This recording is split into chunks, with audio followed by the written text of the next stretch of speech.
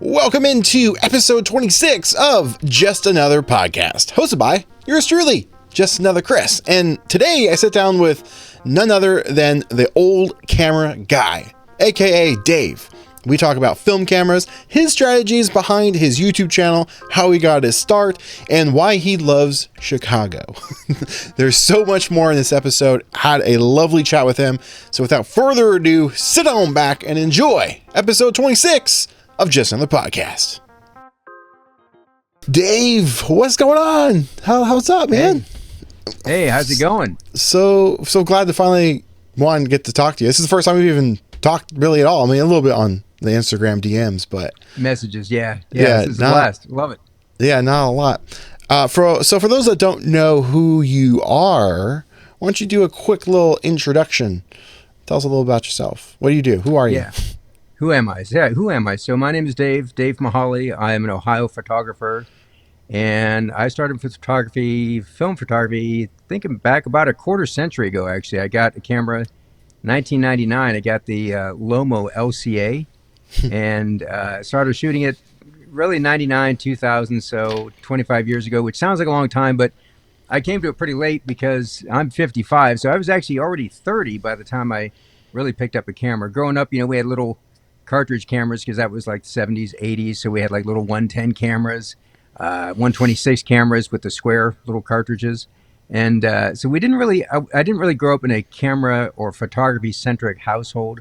I just kind of picked it up on my own in 99, 2000, and here we are now. And then fast forward a bunch of years, my son started a YouTube channel just for like vlogs and just to kind of keep up with his friends and goofy videos like that. And I saw him doing that. I think, that's kind of cool. Maybe I should do something like that. So in 2018, I ended up starting my own YouTube channel just to kind of showcase some of my photography and just show off different cameras, different film, because I've got an embarrassing amount of cameras. And they were, honestly, Chris, a lot of them are just sitting on the shelf. I'm like, I might as well get some use out of these. So having that YouTube channel kind of gave me the excuse to start using these cameras.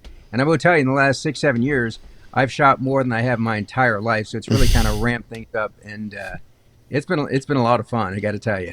Yeah. Similar story, I guess, well, to the whole why I have an instant photography mostly dedicated channel. I bought too many cameras in lockdown and I needed to justify the expenses. So I started making videos about them. Sounds familiar. Yep. Yeah. So, you're a film photographer. Like you were saying, do you dabble in instant photography at all? I do a little, but honestly, I think part of the reason I don't do a lot more of it, well, number one, I'm cheap. And as you know better than anybody, instant photography is not generally a cheap thing to do. It is not. So that's one reason I don't do a ton of it. The other reason is, I hate to say it like this, but it's almost like out of sight, out of mind, because I have a dedicated film fridge in my studio here, and it didn't really have enough room for my instant stuff. So I have my instant photography. I've got a bunch of Instax Mini, Instax Wide. I can even have some Instax Square too. A couple old packs of Polaroid too, and they're in my fridge that's out in the garage, which I don't get to as often. So I think because it's out there, I don't see it, and if I don't see it, I kind of forget about it. So that's probably why I don't do more. But when I do shoot instant, I really do enjoy it. I just need to make it a point to kind of remember I've got this film out there because the film's not going to last forever. I mean, it is refrigerated, which I guess is good, but it's still, I need to get out there and use it. Do you typically refrigerate your film, freeze it? What's your take on that? How do you feel about instant film in particular? Yeah, I mean, so when it comes to Polaroid, yes, that stuff is like a ticking time bomb the day you buy it. You gotta use that stuff immediately. Even the good stuff is a crapshoot. You never know what you're gonna get. In fact, I shot this yesterday. Look how beautiful this photo is. Hey, that's awesome. For all you video viewers, you'll see that there's literally nothing on here. But mostly due to my own error. It was really cold and I forgot to warm it as it was developing and it just didn't give me anything. First time it's ever happened. I digress. But so if I don't plan on shooting my Polaroid film specifically for a while, I throw it in the fridge. You don't freeze it, which I need to test that. They always say you're not supposed to freeze your film, but I don't know. I need to test it. Now when it comes to Instax, that stuff is bulletproof. It doesn't matter. I don't really. I mean, I guess I do have some of my Instax film in the fridge, but I mean, I've left film out for years and it's never even gone bad. I mean, a viewer sent me some Instax film that they said they found in their garage that was like opened out of the wrapper, but never put into the camera, and it said been in their garage for at least 6 years, and they sent it to me, Wow. and it worked fine. No kidding. Yeah, so I've Nice. never not been able to get photos out of Instax. It's always worked, and no matter what tests I've done, and I put it through the ringer so far. I still need to do the freeze test though.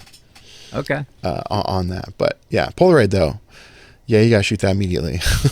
Well, yeah, and I know all about your love-hate relationship with Polaroid. It has its ups and downs. I know we don't need to get into that too much. I guess it's a sore spot for you. No, but, yeah, I feel your pain.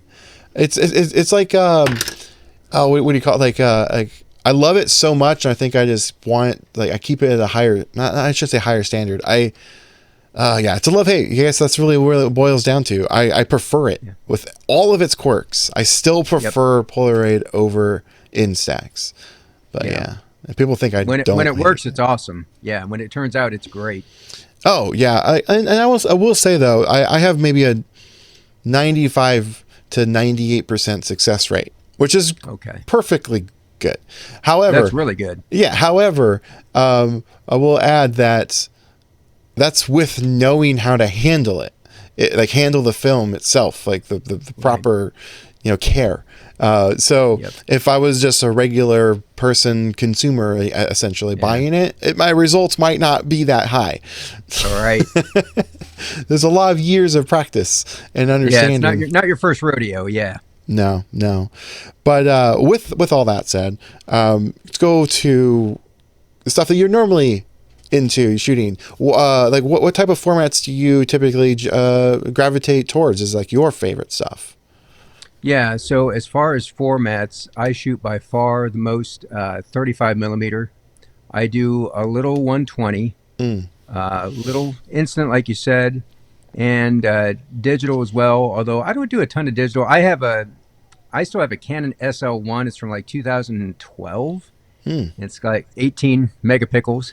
But I'm not printing billboard size prints, so that's plenty for me. And I use that when it makes sense to use it. Like I did, my son and my niece are graduating high school this year, so I figured I'd take some pictures of them, for their senior portraits and graduation stuff and all that. And for me, it just made sense to shoot digital in that sense, or for that use case, rather than film. So I am definitely not an anti-digital person. Some people are like, shoot film, not megapixels, stuff like that. And I think definitely room for both, but I think it's about the right tool for the right job. And for me, in a setting like that, digital makes more sense. If I'm shooting sports, digital makes more sense rather than burning through a bunch of, film on burst mode or something like that. So 35 millimeter by far is what I shoot the most, and it's by far what I have the most cameras of. Although most of my cameras, I said before, I've got like a ridiculous amount of cameras, which is true. I've got, I don't know, 160 maybe. It's You've gross. counted. But yeah, I did. At one point, it was 150, and I'm sure I've added more. I've sold a couple, but I'm sure I've added more than I've sold. But most of mine are very inexpensive, with a couple of exceptions.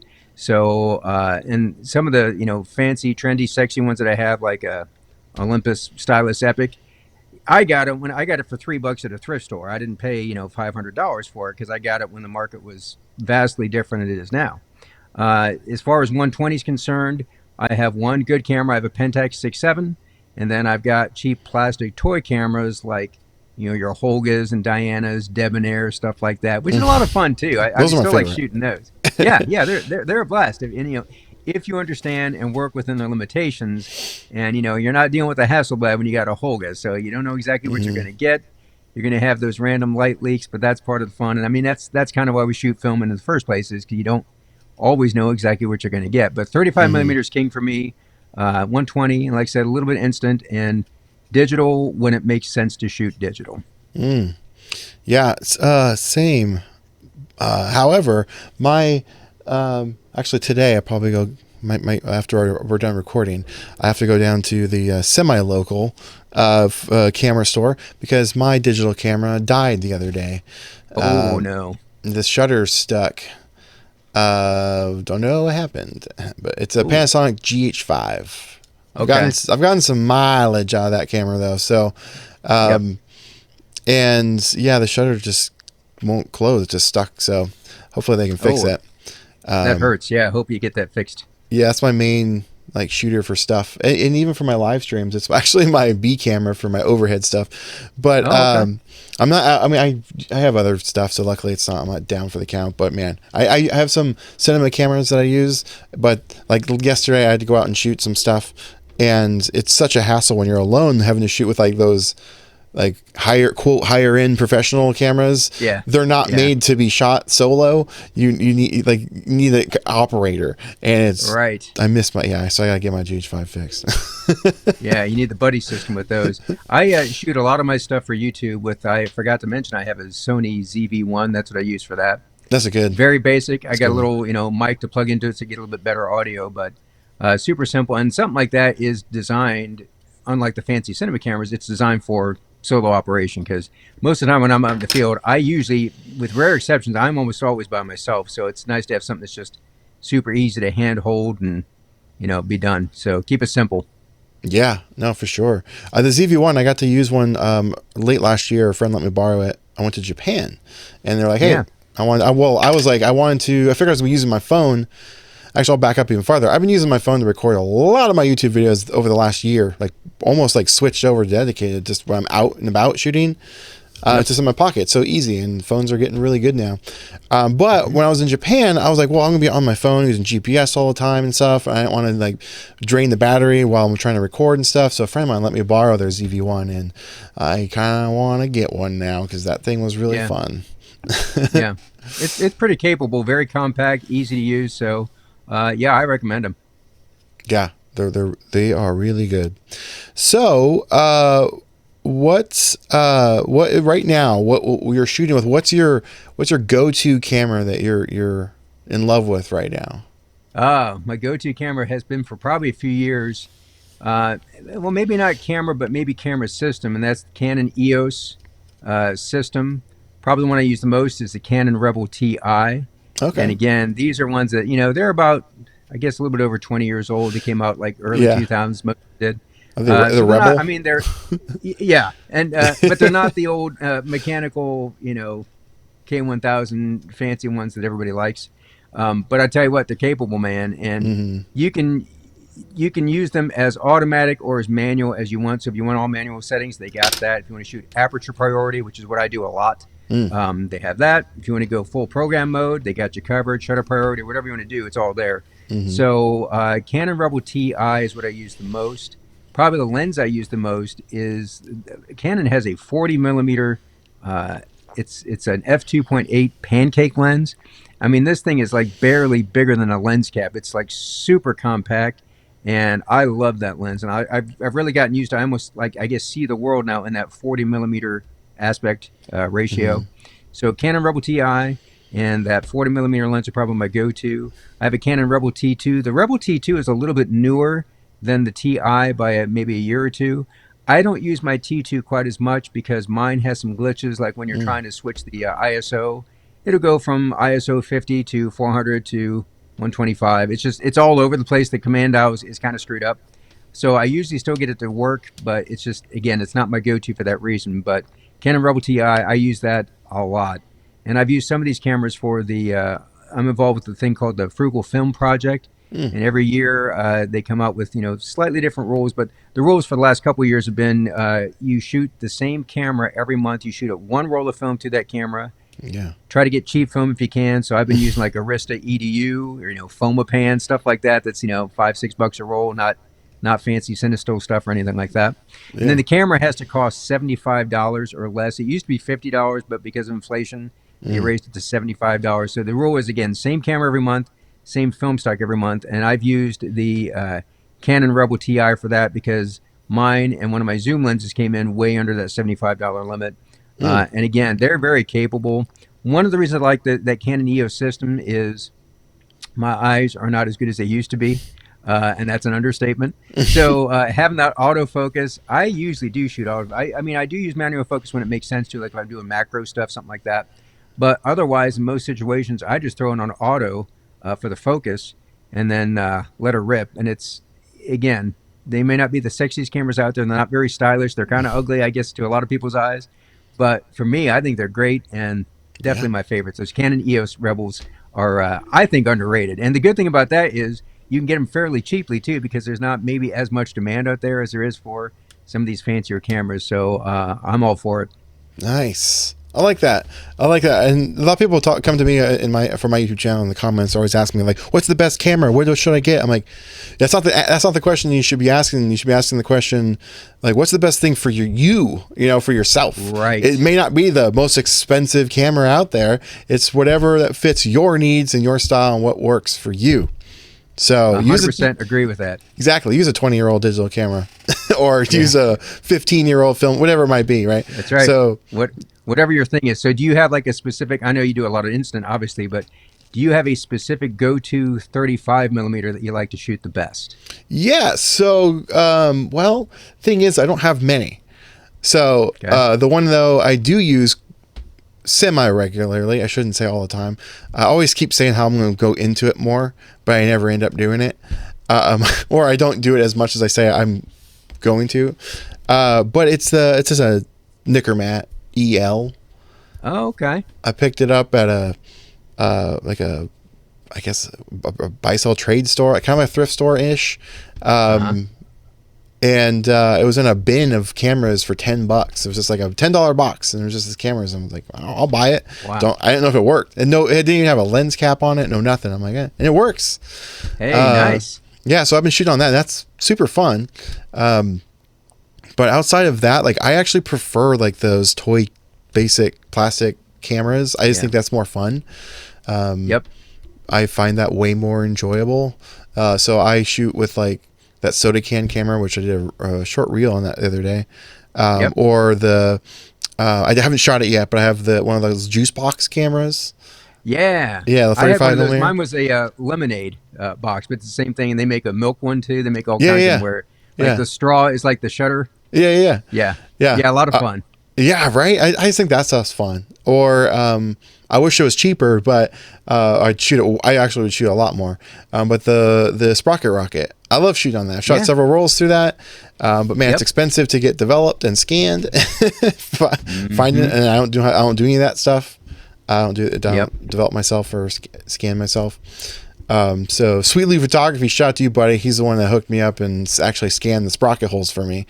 It's kind of funny you mentioned Lou because our mutual friend Lou, we both have the Epson V550. We have the same exact model scanner. Nice. And we've commiserated over it sometimes when it doesn't, when it's acting cantankerous. But yeah, and I've got one of those, I think it's called the Digitalizer things that it's just basically the film holders that make it easy so you can do the sprockets, because the ones that come native with the Epson scanner, you can't really do sprockets with it so easily, but with that lomography one you can. So I've done that. And it's kind of funny. That's another thing that's sort of out of sight, out of mind. I haven't used that Sprocket Rocket in a while, but I've got one, and yeah, it is a blast to use, and the images just don't look like anything else. It gives you that panoramic aspect ratio. It's obviously not an X-Pan, so it's not going to give you that resolution, but like you said, it's kind of fun to use these toy cameras. There's not a lot you have to do. You just kind of point it and shoot and hope for the best. But that is a very fun camera. You've inspired me to get that out and shoot. It is. It's so much fun. I love the novelty cameras too. Like I haven't shot it yet. But I picked up almost a year ago. Literally next month, it would have been a year ago. I haven't shot it, but it's an M&M camera, 35 millimeter, and it has it's just ridiculous looking. But I didn't realize when I bought it that it has a transparency in there, so every shot you take has this M&M border. I was going to probably shoot a roll through it and see if I then dismantle it afterwards and see if I can remove it. Just so I can have something that's not burned in with a weird M&M frame in every photo, but still, so I got some of those. I find that stuff really enjoyable. I'm not after the high resolution stuff when it comes to that type of film. But I do shoot some 120, but I only got like one camera, so it's just a Yashica D TLR camera. The TLR, yeah. Okay. And that's honestly really fun, and the photos I've gotten out of that thing are stellar. Like, I think amazing. I'm assuming with that, when you've got the whole backwards thing when you're looking down in the viewfinder, when you move Yeah. it and all that, how's that for you? I haven't used TLRs enough to get used to that, like, ever. Are you So pretty good at that so now? it's funny, like that's all I know. So Okay. I guess I've gotten good at it, or like Right. compensate for it. But it's a little tricky. I shot with, speaking of, we were talking about Lou. I hung out with him at PolaCon New York City last year, and he let me use his Mamiya, what was it, the RGB? I can't remember which one he has, but he had a Mm-hmm. 120 camera, and I got to shoot with that, and that was actually more tricky because it is still reversed. And when you're looking through, I was like trying to get things lined up. I was trying to take a picture of him in like a vertical setting. It was ridiculous. It was like really hard to get that framed up. Yeah. But yeah, I've only ever used a couple 120. I think actually that's it. I think those are the only two 120 cameras I've ever shot with. Oh, no kidding. Okay. Yeah. Yeah. Do you struggle displaying your instant photography photos, such as Polaroid and Instax? Well, guess what? Today's podcast sponsor has you covered. A Little Home has an insane lineup of acrylic photo frames for Polaroid, Instax, mini, square, wide, Polaroid Go. They've got them all. And best part is they're on Amazon, so you can use your Amazon Prime and get free shipping. And even better than that, they're offering you a special discount code. If you use 10 just Chris, they'll save you 10% off your entire order. You can find the links to the frames in the description below. Thank you, Little Home, for sponsoring today's podcast episode. And now back to your regular scheduled programming. I guess I'm more of just an instant photographer, shooter. I don't know. Maybe it's just the instant gratification. Yeah. I mean, there's something to be said for that. That's not a bad thing. Yeah, it's nice to see your results right away. And then if you need to make adjustments on the exposure, whatever, Yeah. you can do it, almost real time without having to, develop your film, scan it and all that jazz. So no, I totally get that. And I also think that in a way, shooting in instant photography, at times can actually be way more difficult than shooting like 35 or 120, because the options that you have with those cameras are very limited. You only have like exposure compensation up or down, that like one or two, and that's pretty much it. That's it. Yeah. And so being able to just like work within those restrictions to get like the images that are in my mind of how I see the scene, I think that's just more challenging and more fun for me, because then once you get it, you're like, oh my gosh, look at this. Yeah. Like, this is amazing. And I've talked to a lot of photographers, obviously, since I've had my YouTube channel, and there's so many people that are just dismiss instant photography and say how horrible it is and all that stuff. And I always ask them, like, how much have you actually shot? Like, how much have you tried? Because I bet maybe you just need some practice, because it's actually a little bit more difficult. Maybe it's a hot take. Yeah. I don't know. No, I think you're probably onto something there. I would agree with that. So I just think it's sort of maybe a little bit closed-minded, which I don't know. I don't get that. Last year I made a goal to like shoot more 120 and 35. I didn't really achieve it. I did some, but I didn't really do a lot, because I think the other reason that's holding me back is, one, I don't develop film myself, which helps with bringing down that cost, right? When it comes with it. Big time. But a lot. Big time. If I didn't develop my own film, I wouldn't shoot nearly as much as what I do. And I take that back, because I farm out some of my color film to a local lab, because they get it done like same day. They're like super quick. And for a 24 exposure roll of 35 for a C41, it's like $9 for them to scan it too. And it's only $11 if you do a roll of 36. I'm like, you know what? Every now and then when I shoot the rare color film, it's worth it, because I probably don't shoot maybe enough color to justify, mixing up a kit and then letting it go bad because I haven't used it, right, before it expires, basically. But black and white, yeah, I do all my own black and white, and it's, it's a little bit easier as far as temperature is concerned. It's not that picky, and you can even do something as simple as like a monobath. If you do a monobath, you got one bottle of stuff. Will do all your developing for you if you're doing black and white, and it's quick. It's like 5 minutes. So if you ever wanted to dip your toes into the whole developing thing, if you're into that or want to try it, that's how I started. I started with a monobath, so it was just one jug of stuff. There was nothing to mix. It's already mixed for you. And you do that, and it's pretty simple. You got to buy a couple of supplies. Of course, you got to have a tank and a couple other things, but it's a good gateway into the whole film developing thing if you're into it. And again, it might be one of those things where if you don't shoot enough 35 or 120 to justify it, maybe you're not into that. But my recommendation is for anybody that's maybe kind of on the fence thinking about trying to develop their own film, black and white try a monobath. Monobaths don't work for every film. If you're doing like a high speed film, if you're doing like P3200 or something like that, it ain't gonna work. But if you're doing something like HP5, Tri-X, some of your basic normal films that are 400 speed or lower, uh, it's a nice, super simple, easy option. And I would tell you, man, there is nothing like just the magic of just seeing that when you take that film out of the tank and see your own negatives and like, hey, I did that. That's pretty cool. So it's not quite the instant gratification you get with photography with Instax or Polaroid, but with a 5-minute monobath, it's pretty close. So it's fun. Yeah. Yeah, I've wanted to do it just to say I did it, right? Because I find that process fascinating. But then it's come down to like the investment of like buying the equipment, and I have to still get a scanner, doing all that sort of stuff, right? And then at the end of the day, you have a digital image. And so I'm like, that's true. Anybody that scans film, and they're a hybrid photographer, because you're right. The end product is a digital image, and there's no way around that. You're exactly right. Yep. So I'm like, am I passionate enough for all that? I mean, I would love to try. Maybe if there was somebody I was going to meet up with last year to like do some developing, like a collaboration, but it ended up happening. But I still would love to learn to do it. I think it'd be really fun. But then, I'm like, I don't know if I want to commit that much. I don't know. Well, I don't know if I'm I'll passionate tell you about something. I will commit to this. If you make it out to Ohio again, maybe to save our mutual friend Dave Noptop, I've got a standing offer for him too. I said, Dave, listen, if you want to develop some black and white film, my house is always open. So that invitation stands for you too. So if you make it out here again, let me know, and I'll give you the crash course. That sounds like a great offer. And in fact, I usually go visit Dave every year, once a year, around September time. Last year I didn't get to go. I went to Japan instead. But so I'm overdue for coming out. So I was going to try and make it out this year. So maybe I can convince him, like, hey, we'll head out there. So what part of what rough area are you in? Don't you? Really not too far from Noptop, because I'm closer to Columbus, so the center of Ohio, basically. It's usually he's just a little bit west of me.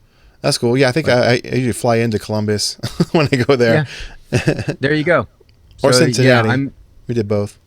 Yeah, so if you go to Columbus, I'm literally like 20 minutes from the airport. Cool. Like I said, and it's about maybe an hour-ish or so to get to Noptop's neck of the woods. So I went out to we went on a photo walk. Just me and him did a little photo walk together in Yellow Springs that you're familiar with. Yes. And then so we did a walk there, and then I went on another photo walk with him, but that was like with a bigger group. There's a group in Columbus called the Film Cipher. Their kind of home base is Instagram, but they sponsor free photo walks, maybe not every month, but probably pretty close to it, and at least when the weather's good. And Dave was able to make it out on one of those too, which is kind of fun. So I got to meet up with him a couple times now. Yeah, he did he bring his maybe it was after? Well, no, he did that a couple of years ago. He has a juice box camera that he modified into the Ecto Cooler. I saw that. Did he bring that? I don't think he brought that with him, but he did have one of his famous kid cams with the thermal paper and all that stuff that prints out those funky things. And he actually took a picture of me and let me keep the image, which I thought was super cool. So he's an interesting cat. Yeah, he has the best toys. Man, he finds all these weird. Matter of fact, when I met him in Yellow Springs, he gave me a camera that had a radio built into it. I'm like, what? And it came with headphones and the whole thing. So, and it was new in the box. It was like new old stock. Yeah. From probably, I don't know, like 80s maybe, 80s or 90s, I guess. And it still worked. So I opened it up and believe it or not, it fired up, and I got some halfway decent images, very low fi, kind of the thing the stuff we like. Yeah. So he's a fun dude. The stuff he finds, it's insane. It's crazy. Yeah. He's the guy that if you're looking for something, just say, hey, I'm looking for this, I can't find it. He will find it. He will come back to you with the history of it and 5 of them in his hands. Right. Well, I know you're on the hunt for that Fanta soda can camera still. I think you haven't got one of those yet, have you? No. I would like. Still on your wish list? It's still on the wish list. I did pick up a Energizer battery one. Okay. However, I don't know if it works. It came in, the guy that shipped it to me, I think it came, I didn't know it was like overseas. I didn't know when I bought it, but it came in a bubble mailer. No protection whatsoever. It just, and it's like rattling, but like I'm kind of operating it. And it looks like the shutter's still firing it because I can see light come through and close. Yeah. And so I just need to put a roll through to see if it works, but I do All have right. I do have Good one luck. of those. Yeah. But no, I wanted to get like a like 6 like different like soda can cameras and just put them in like a little 6-pack like little carrying thing. I'll have my own little 6-pack camera Nice. little display.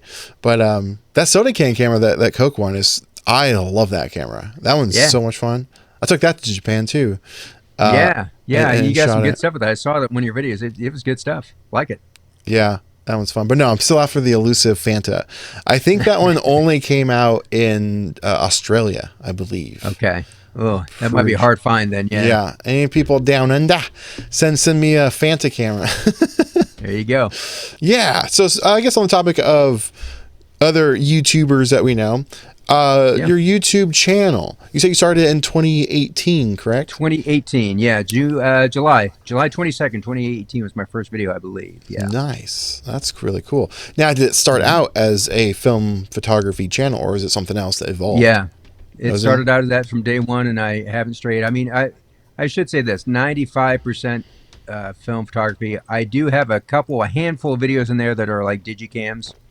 Oh, yeah, that's And I fun. may do that again because you can a lot of times you can find those. You're starting to find those at thrift stores now more so than maybe film cameras. Those are sort of dried up, but you can still find some digicams. So I'll probably have some more digicam content on the channel fairly soon. But yeah, I started out with film and just kind of stuck with it because that's what I have. I mean, I have, again, all these different Yeah. film cameras. So I just kind of use it as an excuse to just start using them, seeing what kind of results I get, and post my results to YouTube. Yeah. That's cool. I did a lot of I need to get back into it, but like VHS content or like handycam stuff. I did a bunch of that stuff in the early days, and you need to get back to that because I think that stuff's fun. And it's is a cheaper very- content to make. Yep, and it's a very cool aesthetic, and I think people dig that kind of stuff too. So yeah, you should do that again. That's I use awesome. I use the footage for videos from time to time, but I haven't done like a dedicated like review because I actually have some cameras. Actually, I think about I picked up at Goodwill not too long ago as Okay. a high 8 camera.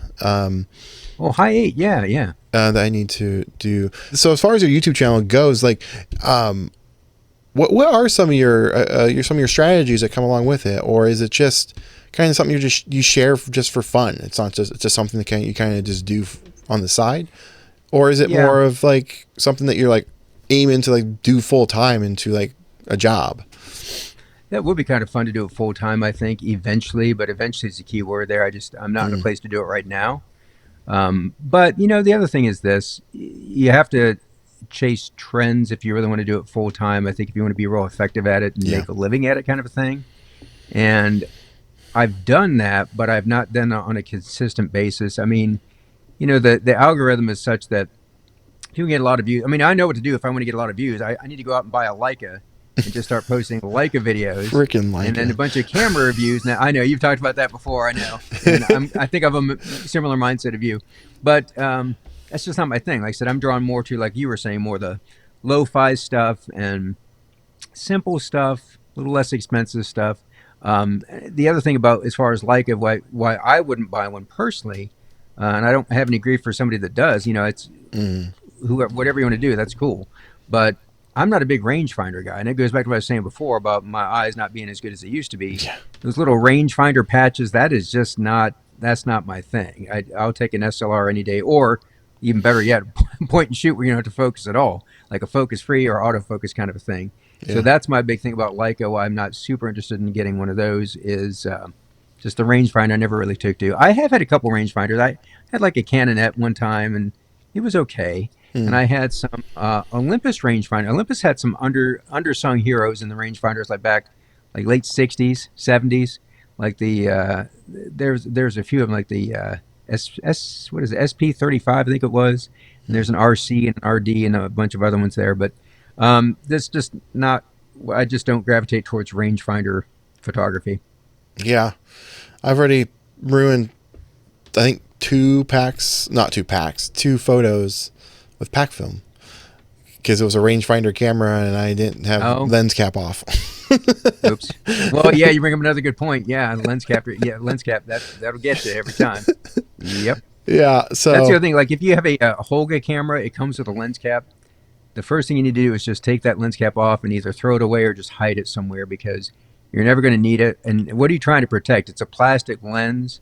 And the grungier it gets, if you get some scratches on it, that's all the better, right? Right. So that's my tip for Holga photography. Get rid of the lens cap. Same thing for the Dianas too, because the whole point of it is having that plastic cheapo lens and getting that weird look. Right. Yeah. And also, like, I'm sure you're familiar with this YouTube channel, that Tony and Chelsea, Northrop. Yeah. Okay. Northrop. Yep.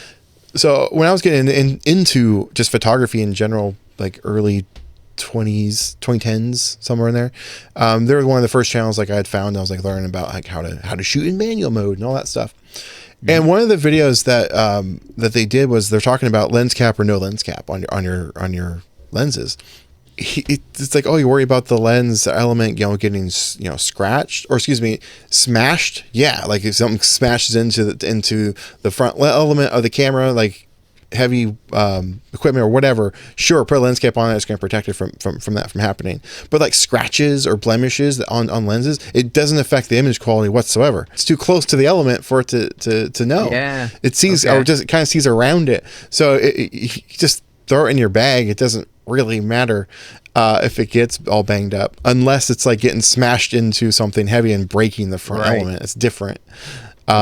Yeah, so I'm like, interesting. So everything, I've always had that in my mind. I still try to take care of my my stuff, because lenses aren't cheap, but it's a little peace of mind for you if you're out there always worried about like getting a tiny little scratch on your lens if it's going to damage it. Not the end of the world. Yeah. No, it's really not. So are you a UV filter kind of guy or not so much? I will volunteer. I'm not. But what are your thoughts on that? I've never used one. To be honest, I never really even looked into it. Sometimes I'll use CPLs, but I always forget to use them. I know the benefits kind of nice because you get the helps with that reflection and stuff. I've actually wanted to test that with instant photography, and I just always forget. But the only filters I really use are ND filters. That's about it. That's about what I do too, and I don't use those that often, just when I have to. Yeah, exactly. And even then, I started to not care as much, depending on what I'm shooting. Like yesterday, I went out and shot this thing for this product that I'm releasing soon, and I wanted to actually look like movie quality. So yeah, throw an ND filter on. You get this looks a lot better. You can get that lower aperture. Everything's exposed evenly. The sky details there. It's really nice. But that's how my approach was back in the day when I was doing YouTube, when I thought I was starting to take it seriously in the 2017, 2018 era. What I like to call the Peter McKinnon phase of my life, where from outside I'm shooting on my GH5, got an ND filter on there, shooting it at f2.8. It's got to look, all look and sound perfect, right? And then do my 15-minute coffee montages, and then I would get tens of views on my videos, and I'm like, okay, cool. I'm putting all this work and effort into it, and then I just kind of slowly started shooting on my phone or not using ND filters on my other camera. Stop caring about all of those technical aspects of shooting videos and stuff. And guess what happened? I got hundreds of views, and then thousands of views. It just started going up. The subscriber count, it doesn't matter if when it comes to that stuff. So like if you're worried about like all the technical stuff, not you specifically, but people listening, don't let that hold you back. I was having a conversation, I won't say who they are, but I was having this exact conversation with a fellow YouTuber. He makes beautiful content. It is absolutely stunning content that sounds good. He's in the studio. The lighting is just so cinematic. It's beautiful, and he makes good videos, but like it doesn't get a ton of views. And he was asking me about some of this stuff, and I'm like, immediately went to the quality. I'm like, because he was asking about shooting on it. He was considering shooting stuff on his phone. That's what it was, for B-roll and stuff. And I was like, first of all, you're great content, but stop focusing on all that, the how it looks and all that stuff. Focus on the content itself. So it can also be applied to photography. Focus on what you're shooting. Focusing on like the subject matter, the story that's being told, right? Focus on that stuff. Don't worry about the technical aspect. Don't worry about the camera you're using, the lenses and all that stuff. It doesn't necessarily matter at all. It's what you're shooting. Yeah. And what I've heard too is that people, if you're watching YouTube, people will tolerate decent video as long as your audio quality is pretty good, but they will not tolerate bad audio so much. That's the thing Yeah, that kills a lot of people. They're just like, click next. Yeah. it's true. That is very, very, very true.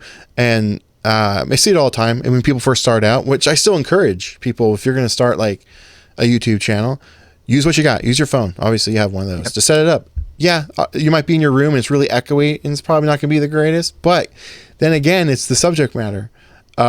People might stick around even though it's a little echoey, but if you're talking about something that's pretty cool and unique and maybe there's not a lot of videos about it. Subject matter and just being real, making real connections, and just, it's kind of corny to say it, but people crave authenticity. So if you're just kind of a, phony, it's one thing to have these high production values and all that, which is great. But if you're not connecting with people, it's again, kind of what's the point? You're kind of missing the boat, I think. Oh yeah, 100%. 1,000%. Everyone gets kind of focused on, you said it earlier, where you said you were talking about how you could grow your channel if you focus on trends and stuff. Trends aren't they're not authentic to who you are, because you're just chasing a trend, right? That's what everyone else is doing. Now, sadly, you kind of have to, there's a give and take there. Because if you do want to grow, you kind of have to forfeit a little bit, but you still put your own personality into it. But the audience can tell if you're phoning it in, like you were saying. Like they can tell if you're just doing it to try and get views. That if you're not passionate enough about it. That's why I haven't done more or a lot of like 35 and 120 film and all that stuff. I'm not crazy passionate.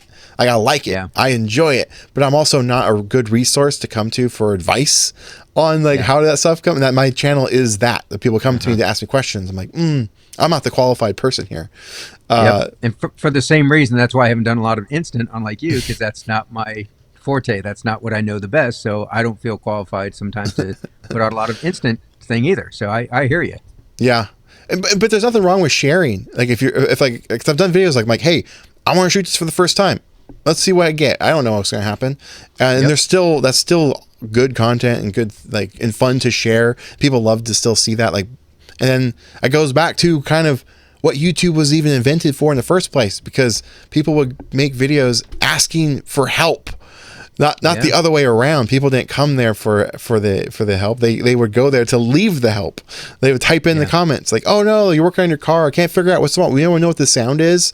And then people would leave comments. "Oh, it might be this." That's what YouTube was built on.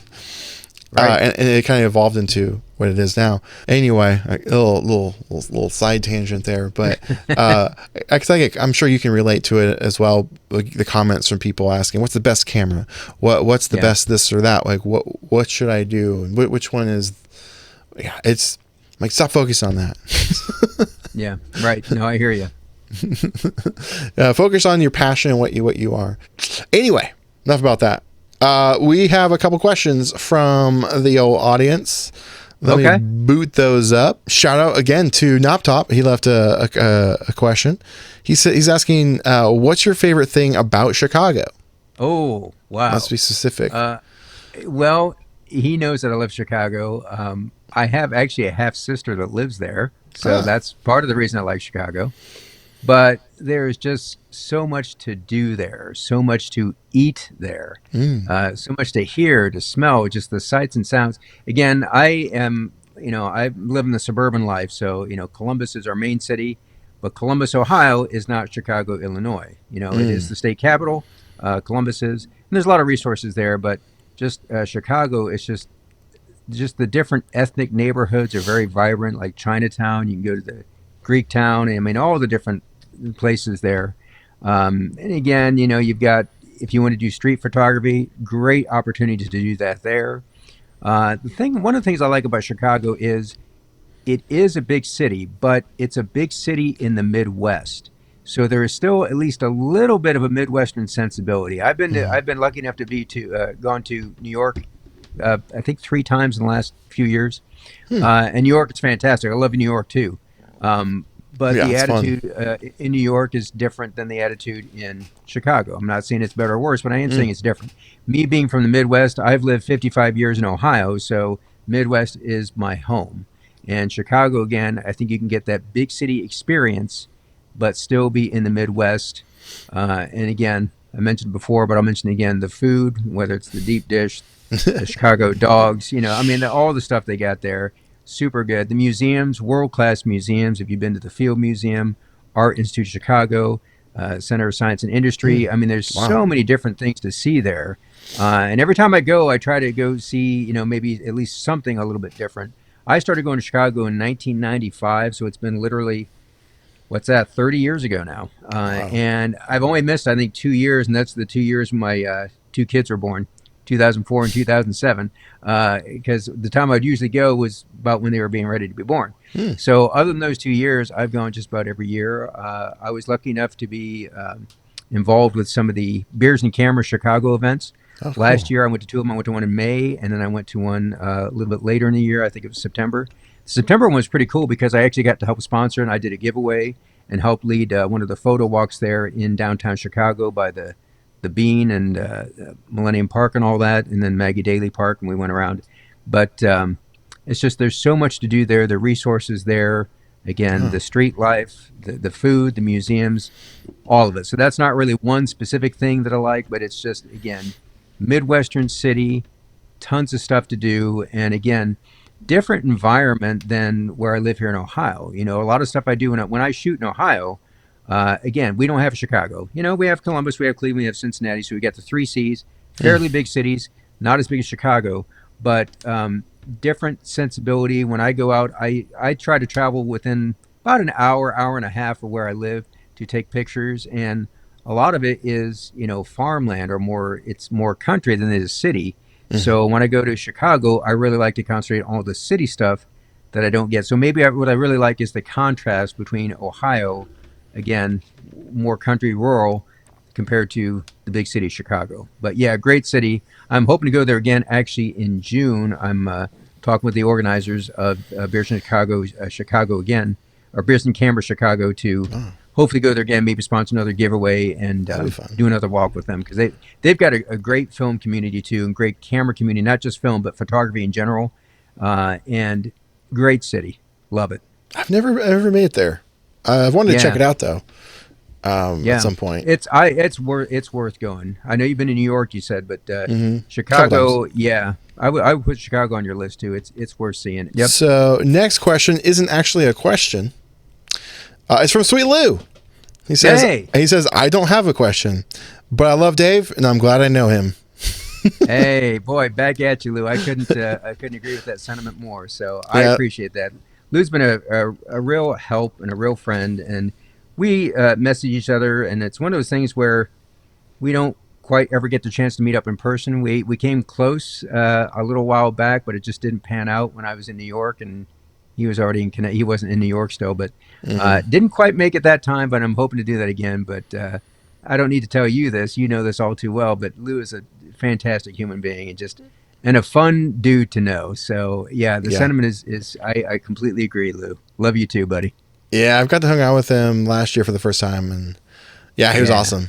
I don't think I've shared this publicly. Nothing bad, but he was just really nice. We went to the bar. We were having a good time. I don't know if you watched the show What We Do in the Shadows. I don't know if you've ever seen that show.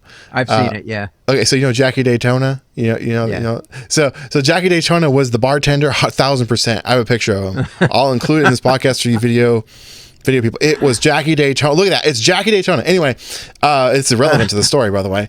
He was the bartender. We're having some drinks. I'm not like a huge drinker, but I had a few drinks. So I was on vacation basically. We're having a good time. And so I was going to get an Uber to go back to my hotel. He's like, "No, I'll just drive you." I'm like, "Oh, sweet." Well, like halfway there, I don't know, honestly, we might have been almost there. I had to pee so bad, and I didn't know if I was going to make it. And I'm like, "Hey Lou, would if there's a gas station somewhere?" And this is like, "Absolutely, man." So we're on a mission to find a gas station, and we stop, and he made sure I got to use the bathroom. And literally, it was like not that far from where the hotel was. I felt bad because we had to make a special stop. Yeah. Anyway, Lou's a great guy. He had to put up with Yeah. my backseat shenanigans, having to use the restroom. That's the kind of guy Lou is. So I believe that. Yep. And then we've got H.K. Anderson. We've kind of answered this, but I'll ask it again. Actually, this is actually a cool question. It's a two-parter. What's your favorite camera? And second question, what's your favorite season to shoot? Oh, yeah. Well, I like that. Yeah, So I've never heard that favorite before. camera, yeah, favorite camera would be probably again my go-to Canon Rebel TI for 35 millimeter. Now, if I had to pick a favorite one for 120, it'd be easy because it's my Pentax 6.7. Because I don't have that many of them. I've got like I said, I can probably count on one hand the number of 120. So we'll go Pentax 6.7 for the 120. Favorite season, boy, I got to go with fall. I got to go with fall here in Ohio. I mean, you cannot beat it because I'm not one to traipse around when it's 95 degrees in summer. No, thank you. And then, of course, this past week I went out to town of Urbana, which is about an hour where I live, not too far from Noptop actually. And it was sub freezing. The temperature was in the teens, I guess, and that's not really fun either. So I don't like the extremes. Spring in Ohio the temperature is pretty good, but it's pretty rainy. It's what makes the flowers grow. I get it. So what does that leave you with? Fall. Yeah. Fall, you got the leaves changing, and even if you don't take pictures of the leaves, it's just the temperature. It's 60 degrees. For me, that's perfect. Mm-hmm. One of the things I like about that is you can wear a jacket. So I don't always have to take a camera bag with me in fall because I'll just, I got a little point and shoot. I'll just stick it in my pocket, right? You don't have to be lugging a bunch of gear around or a bunch of bags and that kind of thing. Or you can have a camera around your neck if you have a strap on it. And you can kind of, depending if I use that 40 millimeter pancake lens, I just kind of tuck it in my jacket and just kind of only take it out when I want to take a shot. So I don't have to, traipse around with it hanging around my neck like a tourist everywhere I go. So it's kind of neat to not really being stealth about it so much. It's just not advertising the fact that, hey, I've got a camera hanging in front of me. Look at me. So I just kind of tuck it in the jacket. And again, when it's 50, 60 degrees, you can wear that light jacket and pull that off. So fall, definitely my favorite season here in Ohio. How about, I'm curious to see what you would say about that. I know you're different climate out in Washington, but what would you say your favorite season is, Chris? Oh, it's definitely fall. 1,000%. Yeah. I love fall. October time, Halloween's my favorite time of year. Fall, it's just so nice. I really appreciate you coming on. Where can the fine people find you? Probably the easiest place to find me is on YouTube. I am the old camera guy on there. That's probably my biggest presence. I'm on Instagram, oddly enough, the old camera guy again. And I just joined Blue Sky too. I don't have a big opinion on that yet because I just joined it pretty recently. Seems like it's okay so far. It's not super political yet. I'm not overrun with bots yet or ads yet. We'll see. That may change. So again, I'm the old camera guy on there as well. Well, awesome. Well, I'll put links in the description. Go check them out. Appreciate you guys listening and for you coming on, Dave. Really appreciate it. We'll have to maybe have you back on. Maybe we'll do a live stream.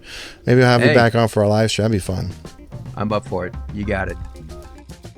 What a lovely conversation. Dave, thank you so much for coming on the podcast. And I'll probably be taking you up on that offer in the not too distant future next time I'm out in Ohio to meet up with you and shoot some photos and even develop some film. So thank you guys so much.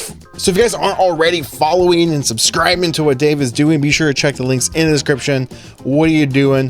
Why aren't you following him? Go check him out. He's got some cool stuff cooking up as well. Thank you so much for watching and listening, because yes, this is a video and audio podcast here on YouTube and Spotify. But until next time, get out there, make some art.